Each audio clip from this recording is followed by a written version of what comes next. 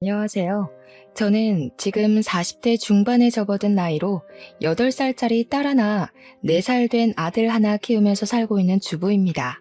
참, 제 이야기를 어떻게 풀어야 할지 은근히 시작이 막막하게만 느껴지네요. 박복하다고 느껴본 적 없었던 제 인생에 아주 큰 전환점을 돌아 지금은 모든 걸 털어버리고 살고 있습니다만, 지난 이야기를 하려니 문득 그 시절이 생각이 나서 또 열불이 터지네요.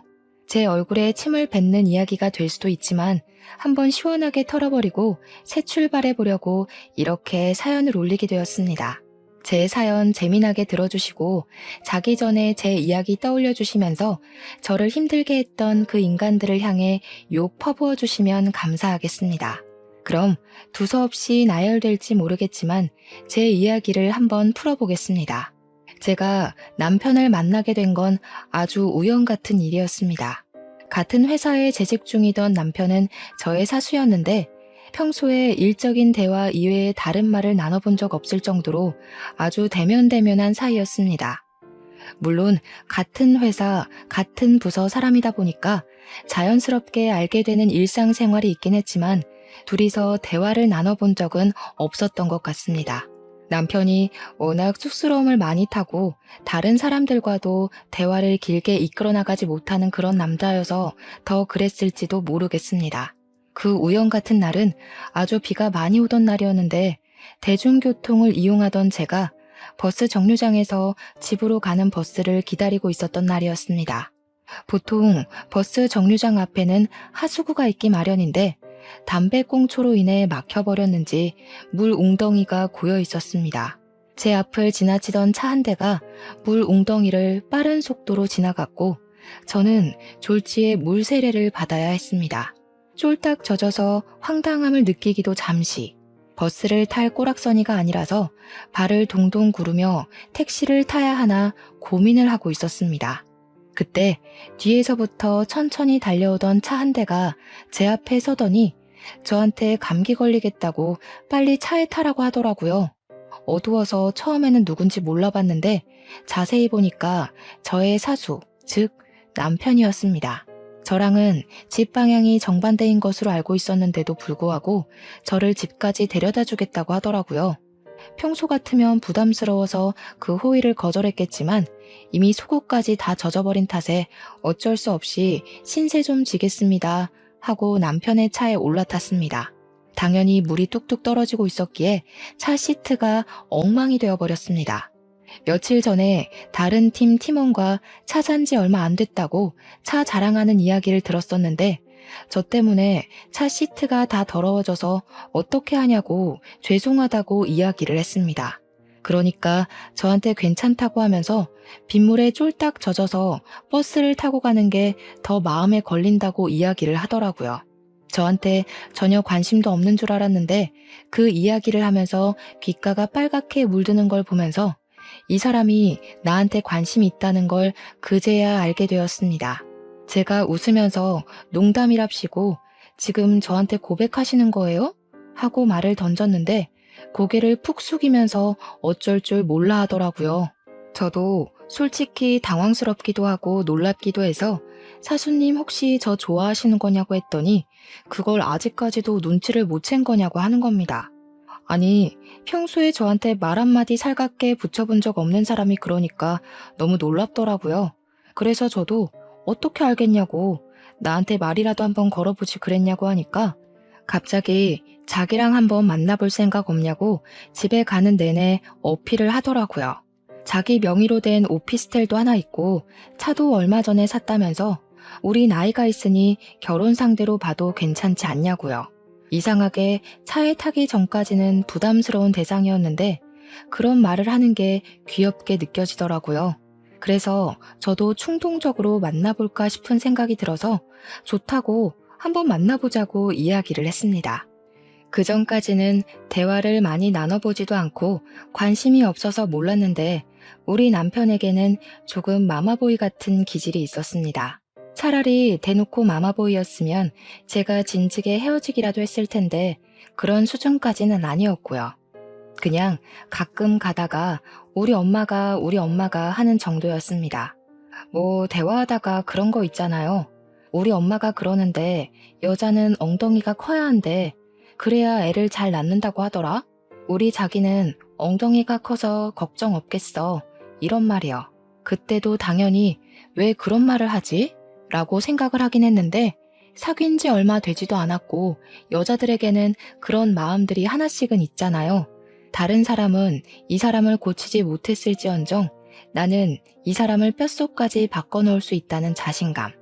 사실 다른 사람이 고치지 못했으면 저도 못 고치는 게 당연한 건데요. 저도 참 정신머리 없게 이 사람의 안정적인 모습만 보고는 결혼까지 결심하게 된 것이었죠. 나이가 있고 사내 커플이다 보니까 헤어져야겠다는 생각은 아예 해보지도 않았고요. 눈 떠보니까 어느새 식장에 걸어 들어가고 있더라고요. 시댁은 저희 부부를 지원해줄 만큼 넉넉한 형편은 아니었습니다. 시부모님 두 분이서 편의점을 운영하고 있었는데 자리는 꽤 좋은 곳이었으나 매출 자체는 높지 않았거든요. 남편은 악착같이 월급을 모아서 본인 명의로 오피스텔도 구매하고 차도 산 것이었습니다. 그걸 어찌나 저에게 어필을 해대던지 시모가 우리 아들 경제관념이 정말 좋다면서 저에게 은근히 물어보시더라고요. 우리 며느리는 돈을 물 쓰듯이 쓰고 그런 사람 아니지? 하면서요.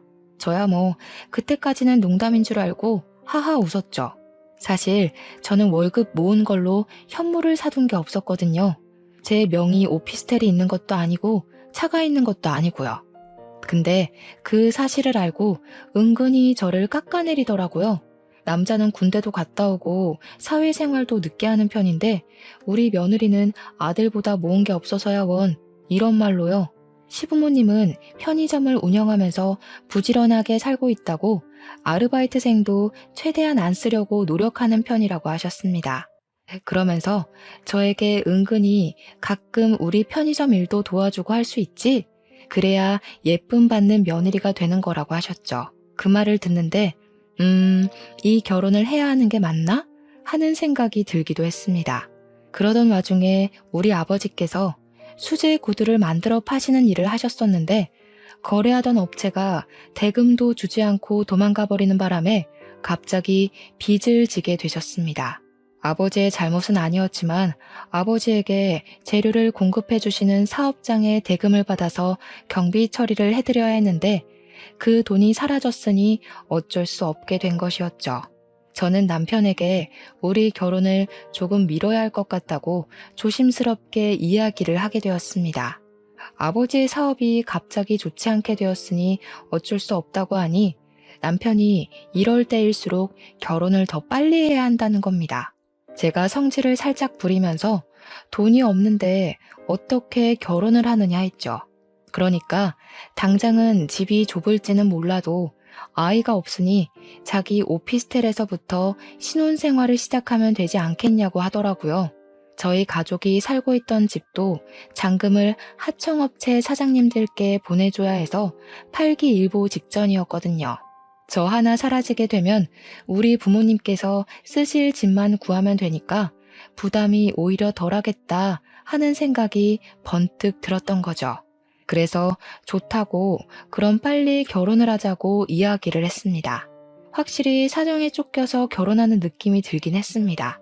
양가 상견례도 정말 간단하게 진행했고 우리 집 사정, 시댁 사정 둘 다 넉넉하진 않았으니 예단 예물 같은 것도 전부 생략했고요. 대신 손님이 많이 와야 남는 게 있다면서 크긴 하지만 낡고 후진 예식장에서 결혼식을 올리게 되었습니다. 결혼을 하고 나니까 시댁에서 눈치를 조금 주더라고요. 남편에게 여동생이 하나 있었는데 이 문제의 신우가 완전히 망난이었습니다. 제 나이가 34살일 때 결혼을 했는데 신우 나이가 28살이었거든요. 근데 이 신우가 일찍 결혼을 해서 애가 하나 있고 둘째를 임신하고 있었습니다. 사고를 쳐서 남편보다 훨씬 먼저 결혼을 했고 어린 나이에 결혼했다고 신혼의 시댁에서 무시를 하고 시집살이를 심하게 시켰나 봐요. 허구한 날 시부모님 집에 와서 시간을 보내고 있더라고요. 이야기를 들어보니 신혼에는 합가를 해서 살고 있었는데 그러다 보니 부딪히는 게 한두 가지가 아니라고 하더라고요. 사돈댁에서 잔소리 귀에 피딱지가 앉을 지경이라고 매번 시조카를 데리고 와서는 시부모 집에 맡겨놓고 놀러 가더라고요. 시모도 잔소리가 많은 타입이었는데 신우한테는 싫은 소리 한 번을 안 하고 항상 일찍 시집가서 고생하는 우리 딸 하며 시조카를 봐주시더라고요. 눈물겨운 모종이다 싶어서 그러려니 했는데 어느 날 시모가 계단에서 헛디뎌 넘어지는 바람에 발목 인대가 늘어나고 만 것입니다.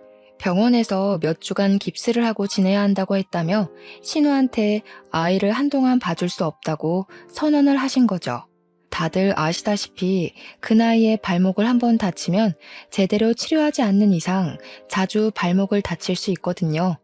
병원에서도 무리하시면 안 된다 하니 시모가 편의점 출근도 마다하고 집에서 요양하기를 선택하신 거죠. 그랬더니 이 정신 나간 신우가 글쎄 주말마다 남편이랑 둘이 겨우 살고 있는 오피스텔에 찾아와서 애를 맡기고 나가는 겁니다. 언니 바빠요? 애 좀 봐줘요 하면서 말이죠. 저는 태어나서 아이를 한 번도 돌본 적 없는 사람인데 뭘 믿고 저한테 애를 맡기는 건지 이제 막 걸어다니는 애를 저한테 던져놓고는 지는 친구들 만나서 커피 마시고 바람 쐰다고 경기도 외곽에 나가서 사진 찍고 놀고 별 난리를 다 부리더라고요. 저한테 당당하게 기저귀 갈 줄은 알죠? 하고 나가는데 제가 알 턱이 있겠습니까? 인터넷으로 검색해서 기저귀 가는 법 동영상을 보고 따라했습니다. 분유도 어떻게 먹이는지 몰라서 신우한테 전화를 몇 번이나 했는데 진짜 제정신인 건지 신우가 지에 맡겨놓고 지는 노느라 정신이 팔려서 전화를 받지 않더라고요. 태어나서 처음으로 맘카페라는 곳에 가입을 해서 글을 올려서 물어보고 먹였다니까요. 애 분유 양은 얼마나 줘야 하나요? 몇 시간에 한 번씩 줘야 하나요? 하면서요. 한번 봐주니까 그 다음부터는 아주 지능적으로 저한테 던지고 가더라고요. 시모가 다리 깁스를 풀고 난 다음에도 저한테 맡기기 시작하는데 짜증이 나서 하루는 제가 집에 없는 척 아무 소리도 내지 않고 있었거든요. 그러니까 저한테 전화를 막 하더라고요. 제가 방에 들어가서 방문 닫고 숨죽이고 신우 무슨 일이야? 하고 물어보니까 언니 집에 없어? 하면서 짜증을 확 내더라고요. 일이 있어서 밖에 나왔다고 하니까 아 진짜 이러면서 자기한테 말도 없이 어딜 가냐는 거예요. 우리 애는 누가 봐요? 아, 나 약속 있는데. 어떻게 할 거야? 언제 와요? 지금 빨리 집으로 좀 오라고요. 이러면서요. 제가 열이 받아가지고 정색을 하고 신우한테 딱 잘라 말했죠. 내가 신우 베이비시터예요? 나한테 돈이나 주고 애 맡기는 거야 지금? 요즘 애 보는 사람 쓰는 게 얼마나 비싼데 나를 공짜로 부려먹으려고 술을 써? 그리고 나 집에서 노는 사람 아니야. 신우네 오빠처럼 바깥일하는 사람이야. 같은 회사 다니고 있는 거 몰라서 그래요? 오늘 집에 안 들어갈 거니까 그런 줄 알고 애는 신우가 봐요. 그 뒤로는 제 눈치가 보이는 건지 뭔지 전화를 하고 방문을 하더라고요. 오늘 애 좀 봐줄 수 있어요? 하면서 말이죠. 물론 그 뒤로 제가 애를 봐줬다면 정말 호구였겠지만 저도 지능이 있는 사람인데 애를 봐줬겠어요? 매번 거절했죠. 저한테 서운하다. 둘째 출산하면 밖에 나가지도 못할 텐데 이럴 때 놀아야지 언제 놀겠냐 징징거렸지만 제 동생도 아니고 제 딸도 아닌데 제가 희생할 필요는 없잖아요. 신우한테 저도 주말에 일이 있어서 바쁘다. 나도 쉬고 싶다. 나 애 볼 줄 모른다. 애 다치면 누가 책임지냐 하면서 피했죠. 자기도 숨통 좀 튀어야 하지 않겠냐. 하루만 봐달라 울고불고 하길래 남편한테 네가 가운데서 중재 좀 하라고 했더니 남편이 그제야 나서더라고요. 신우한테 우리가 시조카 부모냐고 하루 봐주는데 30만 원씩 주면 생각해보겠다고 하니까 그 뒤로는 연락 없더라고요. 웃긴 게 올케인 나한테는 졸라도 친오빠한테는 찍소리도 못하대요. 나가 놀고 싶다던 신우는 시간이 흘러 둘째를 낳았고 한동안은 몸조리하랴 신생아 보랴 바빠서 조용했습니다. 결혼한 지 1년쯤 지났을 때였는데 저희는 여전히 오피스텔에서 살고 있었습니다. 우리 아버지는 제가 결혼 자금으로 모아두었던 돈으로 급한 불을 끈 상태로 성실하고 꾸준하게 일을 계속하셨습니다. 노력을 하신 결과 다시 모든 거래를 회복하고 이전과 같이 돌아가실 수 있게 되었습니다. 오히려 위급한 상황에 자신의 이익보다 거래처에 대한 신뢰를 지킨 덕분인지 거래가 늘어난 상태였습니다. 결혼 자금을 사업 자금으로 빌려 썼다는 부분이 계속 걸리셨는지 아버지께서 저한테 슬슬 아이도 가져야 하고 이사도 가야 하지 않겠냐고 물어보시더라고요. 그냥 지금 생활에 적응돼서 그런지 괜찮긴 한데 아이를 가지려면 이사를 가야 할 것 같다고 솔직하게 말을 했죠. 그러니 아버지께서 이번에 아주 큰 건이 들어왔는데 이것만 잘 해결되면 집 구할 돈 충분히 보태줄 수 있을 것 같다고 하셨습니다. 저도 아버지의 사업이 다시 안정을 찾은 지 얼마 되지 않아서 생각은 한번 해볼게요 하고 대답을 하긴 했는데 글쎄 제가 덜컥 임신이 되고 만 것입니다. 양가에서는 축하한다고 잔치라도 벌일 기세로 난리였지만 솔직한 말로 저는 겁부터 나긴 했습니다. 오피스텔이 분리형 원룸이긴 했지만 방음이 잘 안 돼서 애 키울 만한 환경은 아니었거든요. 그래서 남편과 저는 상의 끝에 조금 무리를 하더라도 대출을 받아서 이사를 가기로 결정을 했습니다. 그때 구세주처럼 저희 아버지께서 정말로 크게 도와주셨습니다. 덕분에 전세 대출을 무리하지 않고 받을 수 있었고 우리는 드디어 방이 2개 있는 소형 아파트에 전세를 얻을 수 있었습니다. 저는 만삭 때까지 열심히 일을 했고요. 임신 8개월 차가 되면서 배가 많이 내려와 급하게 육아휴직을 내게 되었습니다. 제가 육아휴직을 내자마자 신우가 저한테 연락이 와서는 이제 쉬지 않냐고 자기랑 같이 놀러 가자고 하더라고요. 애 둘을 데리고 집에만 있으려고 하니까 답답해 죽겠다면서 저도 곧 출산을 하고 나면 한동안 바깥 구경 못할 텐데 같이 공원이라도 놀러 가자고 하더라고요. 돗자리 펴놓고 책도 보고 낮잠도 좀 자고 놀다가 오자고 저를 막 조르는데 저도 좀 혹하긴 했어요. 신우한테는 말이 통하지 않는 애가 둘이나 있다는 사실을 까먹고 덥석 그 자리에 나가게 된 것이죠.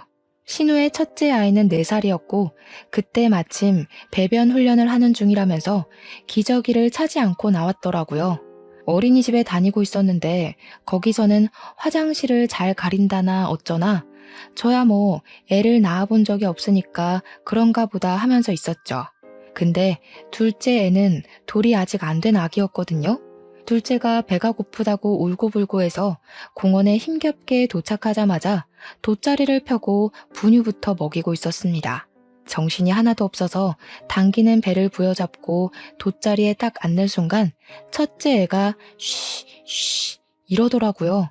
제가 신우한테 첫째 조카가 쉬가 마렵다는데? 하니까 저보고 지금 둘째 분유 먹이고 있지 않냐고 언니가 애 데리고 화장실 좀 다녀오라고 하더라고요. 애가 쉬가 마렵다는데 네가 해 하면서 미룰 수가 없으니까 일단 화장실을 찾아 나섰죠. 근데 이 허허 벌판 같은 공원에 공중 화장실이 한 개도 보이지 않더라고요.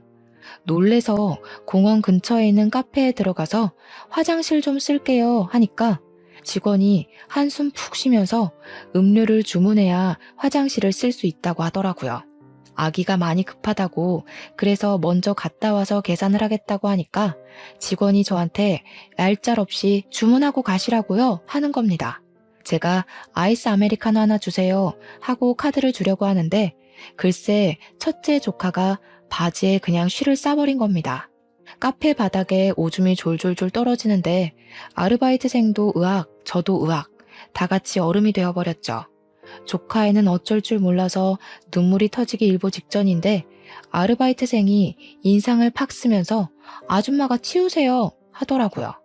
순간 화장실을 좀 빨리 쓰게 해줬으면 어디가 덧나나 분명 내가 계산을 한다고도 했고 애가 쉬마렵다고 한 건데 진짜 인류의 상실이다 하는 마음이 들었죠. 아르바이트생에게 한 소리 해야겠다는 생각이 들어서 치우는 건 내가 할 거라고 근데 그쪽도 참 못됐다고 계산하겠다고 화장실만 먼저 쓰겠다고 하지 않았냐고 했죠. 그러니까 저한테 걸레로 추정되는 너저분한 것을 휙 던지면서 애가 바로 쌀 줄 몰랐죠 하는데 열이 받더라고요. 애 앞이고 뱃속에 애도 있는데 화내고 싶지 않아서 이해하려고 애를 썼어요. 카페 방침이 그런 거니까 한낱 아르바이트생은 시키는 대로 한 걸 거라고 말이죠. 기분 좋게 놀러와서 이게 웬 봉변이냐 하며 불뚝 솟은 배 때문에 쪼그리기도 힘든데 바닥 걸레질을 하고 있었습니다. 근데 조카가 계속 옆에서 우는 거예요.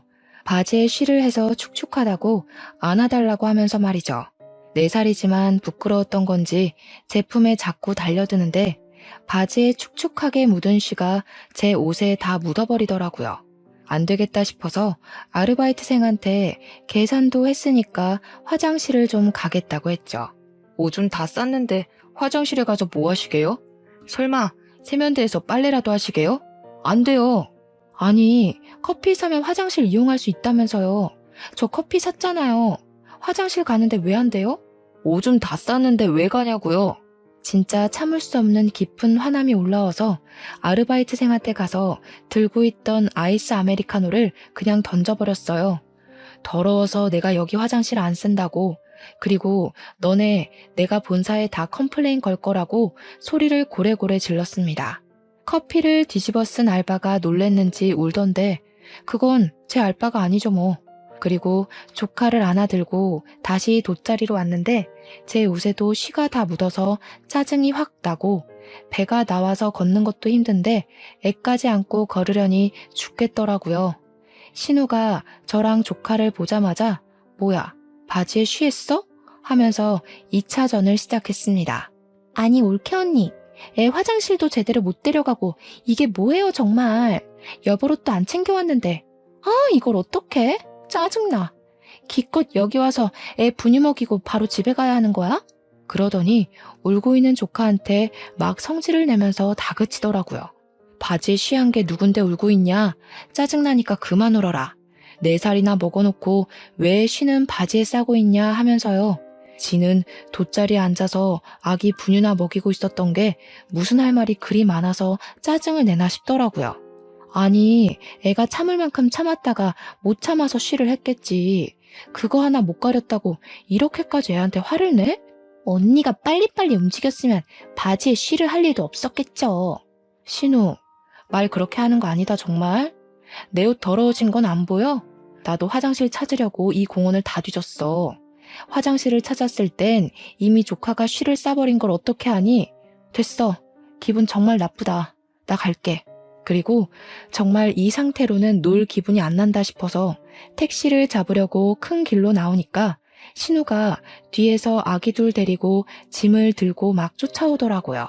그러더니 저를 붙잡고 자기도 놀고 싶은데 못 놀았으니까 애를 데려가던지 짐을 들고 가던지 하나는 하라는 거예요. 기가 막혀서 내가 왜 그래야 하냐고 하니까 그럼 자기가 애 둘 데리고 이 짐을 다 들고 어떻게 움직이냐고 하더라고요. 올 때는 잘 오지 않았냐 하니까 택시 불러서 왔다고 하길래 갈 때도 택시 불러서 가 하고 쏠랑 저만 택시 타고 돌아왔습니다. 정말 적반하장도 유분수지라는 말은 여기다가 쓰라고 만든 말 아닌가요? 저는 출산 전까지 시댁 일이라면 무조건 피해가면서 지내다가 결국 무사히 출산을 마쳤습니다. 예쁜 공주님이에요 하면서 제 품에 안겨주는데 진짜 10달을 품은 내 자식이 드디어 내 품에 왔구나 하는 생각에 눈물이 나더라고요. 하지만 항상 우리 시댁은 그런 감동을 파사삭 깨버리죠. 대를 이을 남자를 낳았어야 하는데 하더라고요.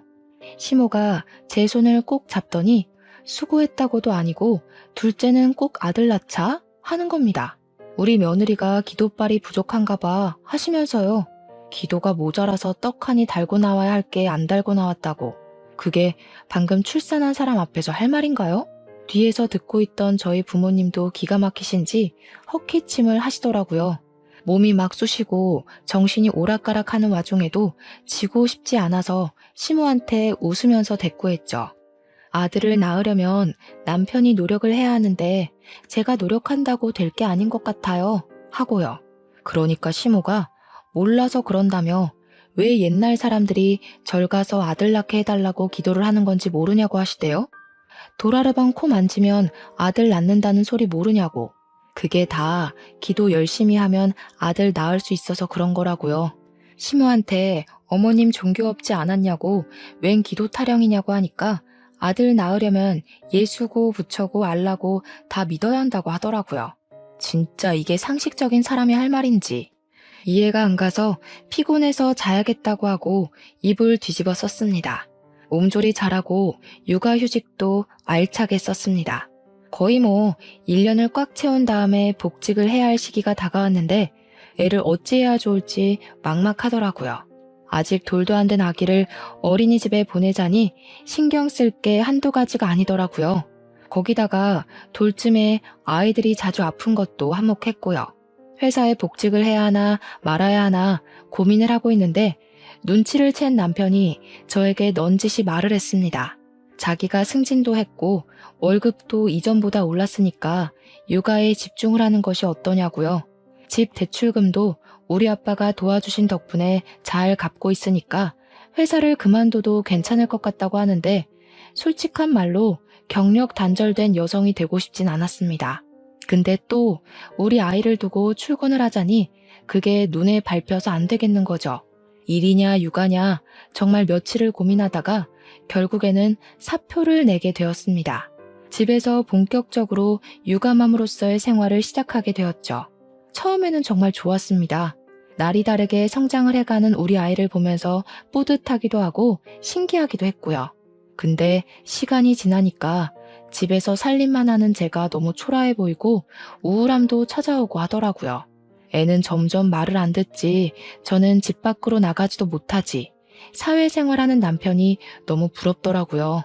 아이가 4살쯤 되었을 때 저도 일을 하고 싶다는 생각이 들었는데 때마침 어린이집에서 대기가 빠졌다고 아이를 입소시킬 거냐고 물어보더라고요. 냉큼 하겠다고 이야기를 하고는 이력서를 썼습니다. 그런데 애석하게도 경력이 단절되어 버린 여자를 써주는 회사가 없더라고요. 면접을 볼 수 있는 기회조차 오지 않았습니다. 더욱 저를 힘들게 만들었던 건 둘째를 임신하게 되었고 저는 회사에 취직할 수 없는 여자가 되어버렸습니다. 둘째를 출산하는 과정은 첫째보단 순탄했지만 저를 집어삼킨 우울감은 더욱 깊어지게 되었습니다. 둘째마저도 돌이 지나고 두 아이 모두 어린이집에 들어갈 수 있게 되자 하루하루를 무기력하게 살아가는 와중에 시모가 제안을 했습니다. 편의점에서 심심풀이로 아르바이트를 해보는 게 어떠냐고 하셨어요. 긴 시간은 아니고 아이가 어린이집에 가 있는 동안에만 해보라고요. 월급은 편의점 아르바이트생들이 다 거기서 거기로 받으니까 최저시급 맞춰주겠다고 하시더라고요. 최저시급을 받으면서 일해본 게 언제더라 싶었지만 그거라도 벌어야 활력이 생기겠다 싶어서 하루에 6시간씩 주 5일 근무를 했습니다. 오전 10시부터 오후 4시까지 딱 아이들을 어린이집에 맡겨둘 수 있는 시간이라 좋다고 했죠. 그 전까지는 신경을 안 써서 몰랐는데 시몬의 편의점이 위치도 좋은데 이상하게 매출이 별로 안 나온다 싶긴 했거든요.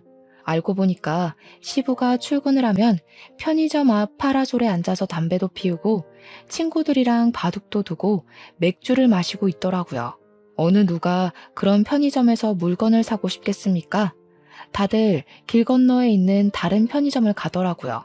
그러면서 장사가 안 되네 어쩌네 하니까 제가 기가 막힌 거죠. 하루는 보다 안 되겠다 싶어서 시부한테 바둑을 두고 싶으면 저쪽에 있는 공원에 가시라고 했죠. 그랬더니 공원에서는 담배를 못 피우게 해서 안 된다는 거예요. 제가 시부한테 영업장에서 담배 피우는 건 되겠냐고 여기 학원 학교 근처라서 담배 피우시면 안 되는 곳이라고 했죠. 그러니까 내 가게 앞에서 피는 건데 왜? 하길래 그래서 장사가 안 되는 거라고 다른 데 가서 하라고 했습니다. 별 유난이다 하길래 시부한테 일주일 동안만 다른 데 가서 놀아보라고 매출 비교해보고 별 차이 없으면 시부 하고 싶은 대로 하시라고 했습니다. 그래서 제가 일하는 동안에는 시부를 내쫓았거든요. 아니나 다를까 매출이 겁나 오르더라고요. 그러니 시부가 저한테 잔소리도 못하고 시모는 잘한다 잘한다 하고요. 그러다가 사건이 터지게 된 것입니다. 제가 일하는 시간이 오전 10시부터 오후 4시까지니까 학생들은 다 학교에 있을 시간이지 않습니까? 그래서 대충 담배나 술을 사러 오면 얼굴만 대강 보고 물건을 팔았단 말입니다. 전 요즘 애들 얼굴이 그렇게 사갔는지 몰랐죠. 염색도 하고 피어싱도 하고 문신도 했길래 별 생각 없이 담배를 팔았던 겁니다. 그런데 그 아이가 미성년자였고 하필이면 그날 딱 경찰한테 걸리게 되었던 거죠. 우리 편의점에 경찰이 찾아와서는 미성년자한테 담배를 팔았다고 영업 정지라고 딱지를 딱 붙이는데 눈앞이 캄캄해지더라고요. 제가 경찰한테 억울해서 보시라고, 머리 염색도 하고 문신도 있고 낮 시간대에 와서 당당하게 담배를 사가는데 내가 어찌 알겠냐고 했습니다. 경찰이 억울한 건 알겠는데 그래도 무조건 신분증 검사를 하셨어야죠 하는데 할 말이 없더라고요. 제가 편의점에서 일을 시작한 지 얼마 되지 않아서 몰랐던 거죠. 저한테 매출이 올랐다고 복덩이라고 어화둥둥 해주시던 시부모가 한순간에 돌변을 하는데 그것도 기가 찼고요.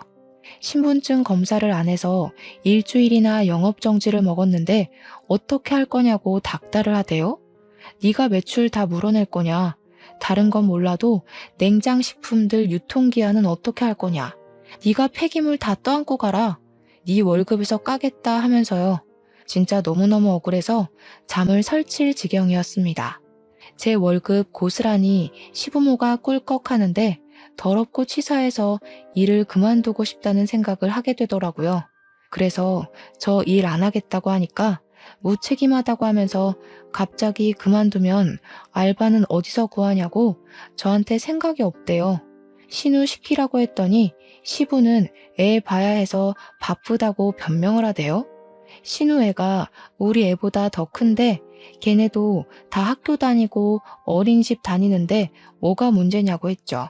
그러니까 신우는 애가 워낙 병약해서 이런 일 하면 안 된다고 하는데 기가 차서 웃었습니다. 저는 뭐 이런 일에도 괜찮은 사람이라는 건지. 아무튼 저는 편의점 일을 그만두고 다시 한번 이력서를 뿌리면서 취업 준비를 했습니다.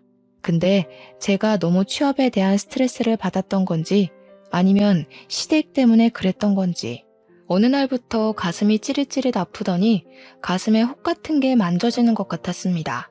처음에는 생리할 때가 됐나 싶어서 별 대수롭지 않게 생각을 했는데 날이 갈수록 멍울이 크게 느껴지는 겁니다.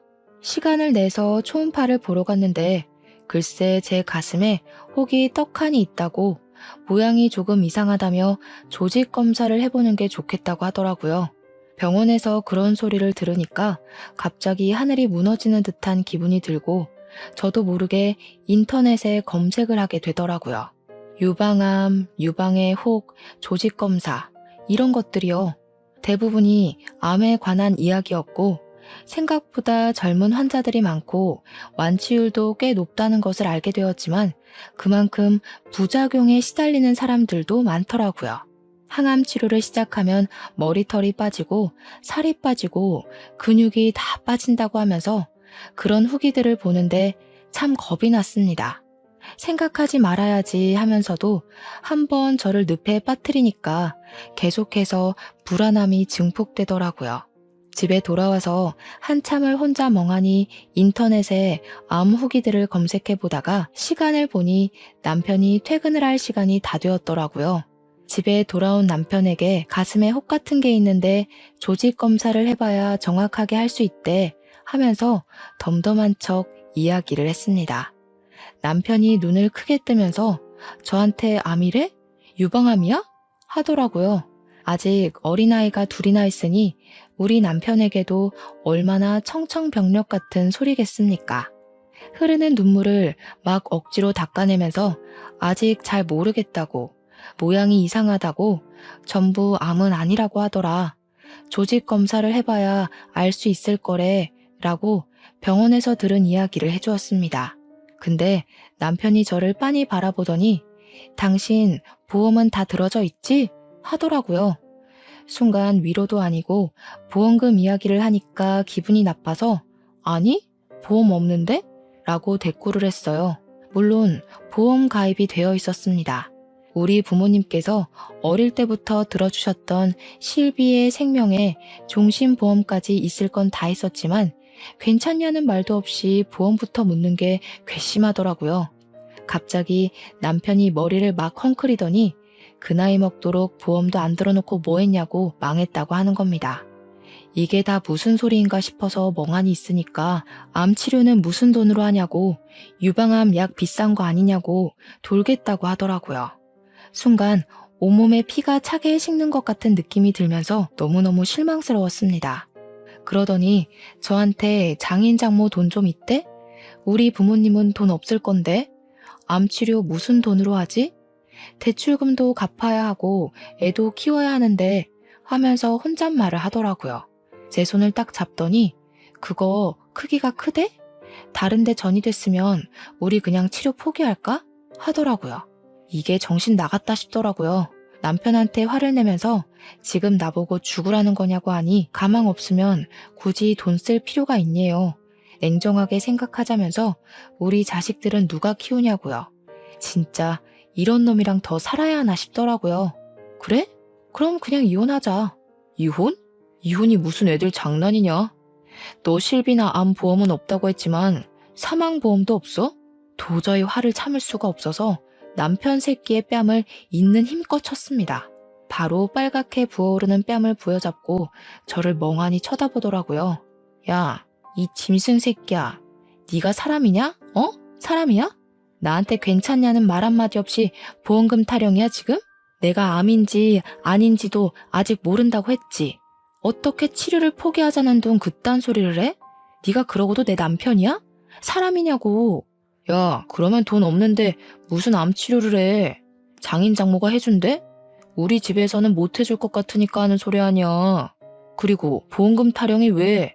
암일지도 모르는데 미리 알아두면 좋으니까 그러지. 너 사망보험금 나오는데 지레 겁먹고 이혼하면 누구 좋으라고? 그 말에 이놈은 구제불능이구나 싶어서 이혼하자고 했습니다. 누구라도 저와 같은 생각을 하게 되지 않을까요? 나 보험금 나올 거 없고 사망보험금도 나올 거 없어.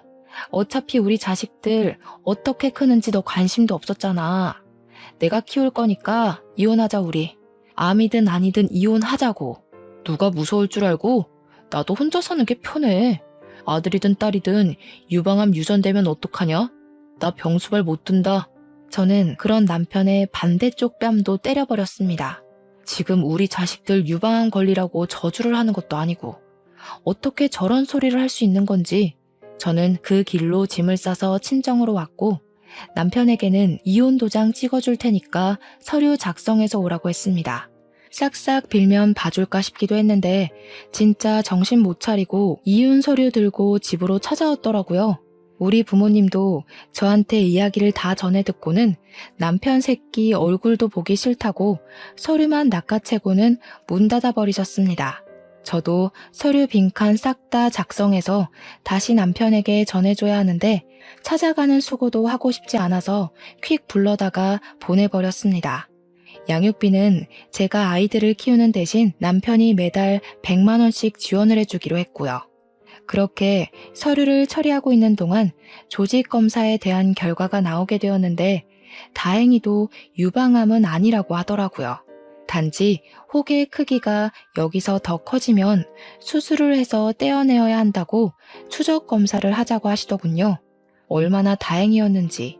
부모님과 저 정말 밤새 서로 부둥켜 안고 울었습니다. 남편은 제가 유방암인 줄 알고 있던 상태였으니까 협의 이혼 재판이 끝나고 이혼 확인서를 들고 구청에 가서 제출을 했죠. 이거 제출하시면 진짜 이혼 되시는 거예요 하면서 직원이 이야기를 하는데 빨리 처리해달라고 했습니다. 다 처리되셨습니다 하고 서류를 떼어보니까 제 등본에서 남편이 쏙 빠졌더라고요. 남편이 저한테 머쓱하게 그래도 살았던 정이 있으니까 암 치료 잘하라고, 그리고 자기 재혼이라도 하게 되면 애는 못 데리고 가니까 장인 장모한테 애 잘 키우라고 전해주라고 하더군요. 진짜 끝까지 찌질하고 재수없는 놈이 따로 없지 않습니까? 정신 나간 놈아. 어디 가서 애 아빠라는 소리 하지 마. 너 같은 거 아주 경멸이야. 그리고 나 암 아니라고 하더라? 애는 평생 내가 키울 거니까 걱정하지 마. 뭐? 암이 아니라고? 조직 검사해 봐야 알 수 있다고 했잖아. 그냥 혹이래. 나중에 제거 수술하면 된대. 너 같은 거 본성도 모르고 평생 남편이랍시고 데리고 살 뻔했네? 이혼해줘서 고맙고 양육비 제때제때 잘 보내라. 나 수술할 때 보태라고 집도 오롯이 나한테 넘겨준 거 아주 고마워. 그랬더니 전 남편이 노발대발 사기 이혼이라고 난리를 치더라고요. 사기는 도대체 어디가 사기인지? 협의 이혼했는데요. 저한테 양육비 절대로 못 준다고 강짜를 부리길래 차근차근 자료를 모으는 중입니다. 양육비 합의서를 토대로 매달 입금되지 않은 이력을 들고 가면 양육비 청구 소송을 할 수 있더라고요. 한 달치 차곡차곡 모아서 전부 다 소송을 걸 겁니다. 전 시댁도 전 남편도 저에게 속이고 이혼한 거라면서 사기 이혼이라고 난리를 치던데 자기들이 저한테 한 행동과 말이 있는데 무슨 사기 이혼이란 말인지요. 자기 꾀에 자기가 넘어간 거 아니겠습니까? 저는 앞으로 우리 자식들 잘 키우면서 잘 먹고 잘 살 겁니다. 다행히 경력 단절 여성들을 우선 채용하는 기업을 알게 되어 이력서를 넣었고 저는 당당하게 합격하여 다음 주부터 출근을 하게 되었습니다. 엄마로서의 삶도 여성으로서의 삶도 포기하지 않고 멋지게 해내보도록 하겠습니다. 저희 앞으로의 인생을 끝까지 응원해주세요. 그리고 저와 같은 고민을 하고 있는 여성분들에게도 용기를 주고 싶습니다. 경력 단절이라는 게 나를 보잘것없는 사람처럼 만든다고 느껴질 수 있지만 우리에게는 지혜가 있으니 헤쳐나갈 수 있을 것이라고요. 저처럼 중간에 포기하고 싶은 순간이 찾아와도 절대 포기하지 말고 이겨내실 수 있다고 생각하고 덤비고 또 덤비셨으면 좋겠습니다. 7.8기라는 말도 있지 않습니까? 힘을 내서 위기를 기회로 이겨내셨으면 좋겠습니다. 세상의 모든 엄마들, 모든 여성들의 미래를 응원하며 저도 여기서 글을 마치도록 하겠습니다. 감사합니다.